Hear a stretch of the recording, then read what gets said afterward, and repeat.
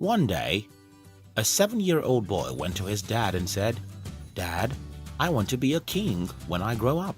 His dad looked at his face and asked him, "What age would you like to be a king?" "At age 30, the boy answered. "So, what again would you run after for the next 50 years of your life?" "I'll enjoy the kingship forever," the boy said. "I wish you never become a king until you're 70, his father prayed. Okay, I made up the story above, but let's think about it. Why does the father in this story wish his son never becomes a king until he's 70? Well, after you become a king, the kingship becomes boring. And then what? Well, instead of all the glory and joy you expect, the reality of ruling the city starts to settle in. Here's the thing. Studies have shown that the process and the expectations that go into achieving a dream is more satisfying than the dream itself. While I'm going to be the last person to eulogize poverty, it would be a bad thing to show you a few paradoxes of being rich, which most people never think about, and that is what we'll do in this video. If you're new here, consider subscribing so you won't miss other interesting videos like this. The more money you have, the more you want. Some time ago, I was reading a book written by a guy who is a millionaire, and in that book, he told the story of another guy who is a billionaire and how he saw his jet and said, "Wow, what a masterpiece." Even though he has a private jet, the millionaire guy is Robert Kiyosaki and the billionaire is Donald Trump. Think about that for a second. An average guy thinks that if you're rich enough to buy a private jet worth $50 million, you should be content. But that's not always true. Money is like beer. The more you drink, the more you want to drink, and the circle never ends. What can anyone do to overcome this human weakness? I don't know, but let me suggest something. What if you know that you'll never get to the end of that circle? What if you know that you'll never get to a point when you have everything?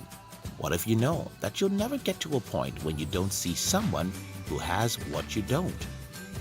Being rich doesn't take away the fear of poverty.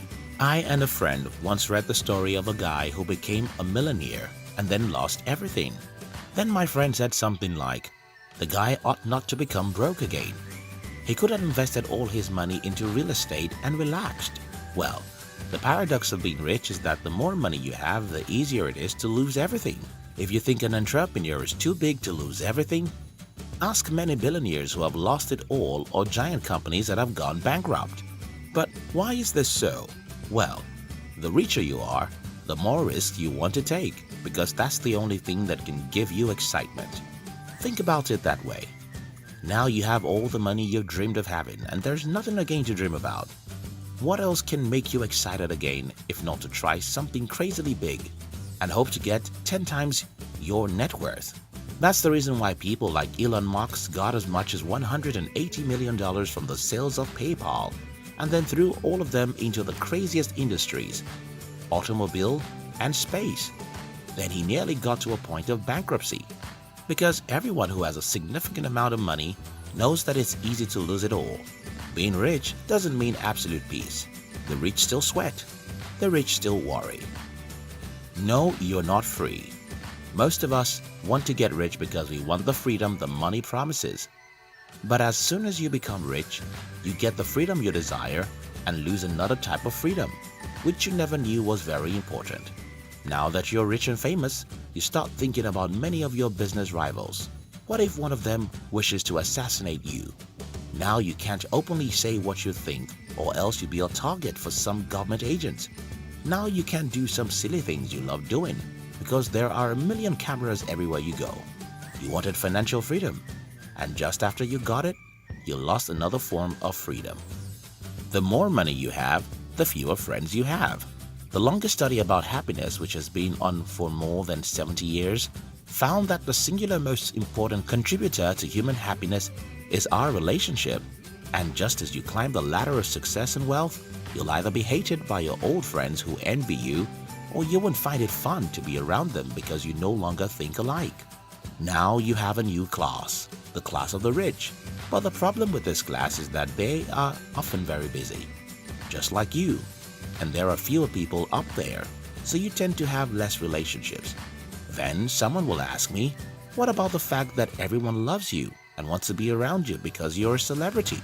Well, I just ignore the call of someone now as I write in the script for this video, simply because I know that he didn't call me because he loves me.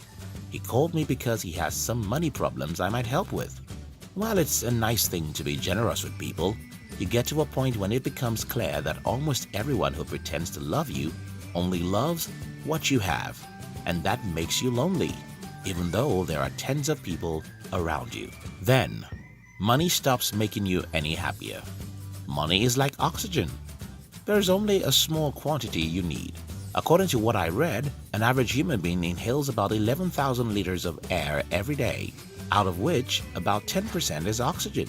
Then we exhale, and the air that goes out does so with about 5% of oxygen.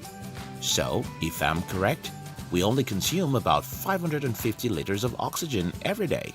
If any one of us doesn't get up to the amount of oxygen they need, there may be a problem, but none of us can ever consume 2 times what we need.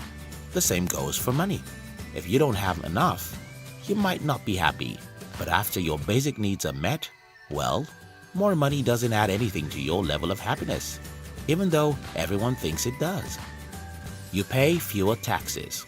According to history, I was told the tax system in the modern world was invented to punish the rich, because the poor think that the rich should be forced to drop more of their wealth for them.